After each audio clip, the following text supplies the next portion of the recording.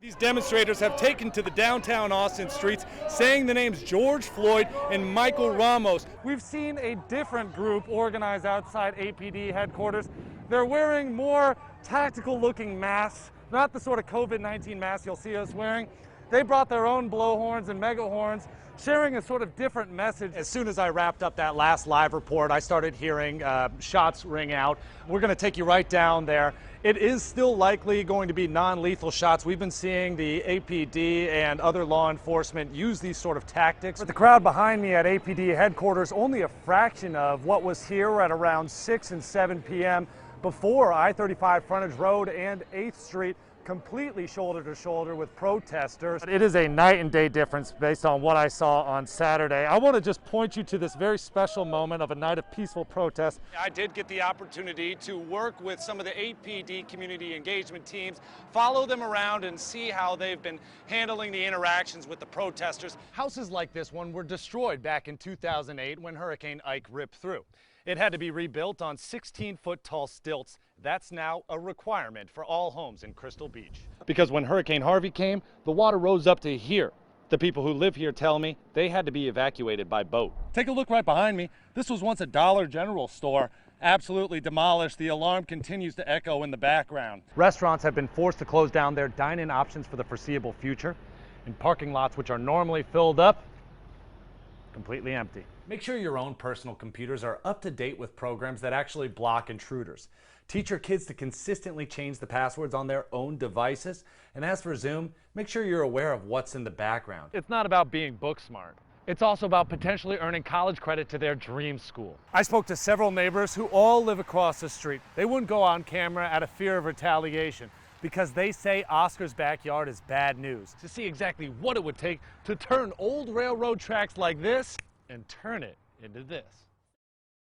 There are more than 2,700 students who attend Westlake High School, and nearly 70% of them are white. I spoke to both current and former students who tell me that far too often they felt belittled, ridiculed, and trivialized as the minority. Now in 2020, with all eyes on race relations, they're sparking their own conversation on culture and color within the school. It started as an anonymous Instagram account. Have you experienced racism at Westlake? Send it in. Has someone targeted you or made you feel uncomfortable? Send it in. I've been called the N-word probably every other day. N-word is just thrown at me like it's some sort of joke. And I started really feeling bad about myself and who I was and my culture. Some students posted videos they claim show their peers using racial slurs, like this one from last year. For that one. Others explained how their classmates would minimize their feelings. People are told, oh, well, why can't you just take a joke, or why can't you just go with it like they didn't mean any harm? So they just don't really understand unless you're going through the experience. Eanes ISD administrators are concerned an anonymous Instagram account doesn't really tell a full story. Instead, they're encouraging students to use the district-wide reporting system to share complaints. The state required all school districts to have one starting in 2017. Each time a report comes in, campus officials receive an alert and determine the best way to respond. In the 2 academic years since it was established, 269 reports have been submitted about Westlake High School. But the district says only 9 of them were categorized as racism. Did you ever report any of the things that you saw or heard? You know, we see those things and we're like, why? What's the point? Nothing's going to be done. Nothing's going to change. So there's no point in doing it. We have a growth mindset. We always want to improve. Superintendent Dr. Tom Leonard implemented this reporting tool. He wants more students to come forward so they can decide what action needs to be taken. But some district officials admit the system has flaws. There's no way to mark that an allegation has been verified as true and appropriate discipline has been handed out. And there are several options to choose from, but none classify a complaint as racism. Do you feel like this is something that should have been done long before? Do we have things to work on? Absolutely. Are we going to address them? Absolutely. But there's a lot of good in Westlake too, and I don't want that to be forgotten. Some students of color tell us it's the normalization of these attitudes that ends up causing the most harm. Yeah, that's the Westlake culture. It was so racist there that that's just the culture. So they want the administration to address it. I don't think there's a culture of racism. There are always a lot of high expectations for the Westlake High School football team. They're perennial contenders for the Texas State Championship. In fact, they even won it last year. However, despite that successful season, capped with a win at AT&T Stadium in Dallas, one star athlete tells me he wasn't always comfortable being there. Touchdown, Caprariello.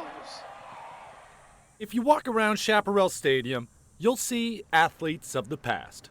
You'll notice they're all strikingly similar. Being one of like the 3 black people on the team, you know, there's a lot of stuff said. Zane Miners gets the carry straight up the gut. Zane Miners, a senior at Westlake, is a key part of the Chaps offense. Miners running left, sheds a tackle. Miners in the end zone. Touchdown, Westlake. Despite the teammates surrounding him, he says he often feels alone. In the locker room and on the field, Miners says it's normal for some of his peers to use the N-word. It's appalling that it's thrown around so casually. Also on the field, other students, past and present, share their own feelings of hurt. I didn't want to say anything because the entire band, they weren't going to listen to me or change that. 2 former members of the Westlake Marching Band and Color Guard recall a performance in 2014. Westlake High School Band from Austin, Texas. Remy Ogunsanya and Jules Shelby, both in the class of 2016, say they were asked to twirl colorful Confederate flags and perform to an old Southern song, which they say was chosen by the school with lyrics glorifying picking cotton. I never really quite forgiven myself for being a part of that. 6 years later, the district says it regrets the decisions it made for that competition and apologized, saying it will work to make their performances more inclusive and respectful. Officials with the University Interscholastic League, which oversees high school sports and music at the competitive level, told me they don't have any reports of racism from anyone over the past 10 years at Westlake High. Students tell me they don't typically share their concerns with coaches or teachers because they don't think it will make a difference. A lot of things get reported, and they're very serious things, in fact, and nothing seems to get done. And that's the problem.